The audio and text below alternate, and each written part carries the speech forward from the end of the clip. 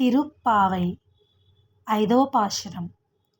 మాయనై మన్ను వడమதுரை மைந்தனை தூய பெருநீர் யமுனைத்துறைவனை ஆயர் குலத்தினில் தோன்றும் அணிவிளக்கை தாயைக் குடல் விளக்கம் ஷயத தாமோதரனை தூமோமயாம் வந்து நாம் துமாலர் துவித்தொழுது வாயினால் பாடி மனத்தினால் சிந்திக்க போய பீலெய்யும் పుగుదరువానినన్నవున్ తీయినిల్ తుషాగుం చెప్పేలోరెంబావాయ్.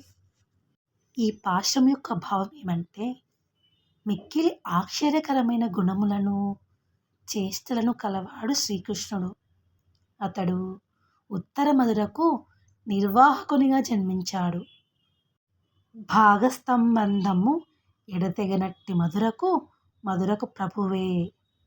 యమునా నది తీరమందున్న గొల్ల కులమున జన్మించి ఆ గొల్ల కులాన్ని ప్రకాశింపచేసిన వాడు. గొల్లకుల మాణిక్య దీపము తల్లి యశోదా గర్భమును కాంతివంతము ఒనర్చిన దామోదరుడు.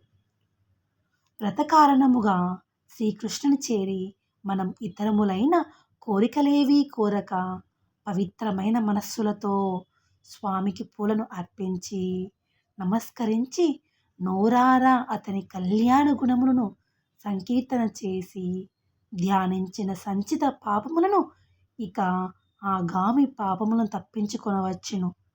అతని గుణకీర్తనం చేయటం వలన పాపములన్నిటి అగ్నిలో పడిన దూది వలె భస్మైపోయేవే.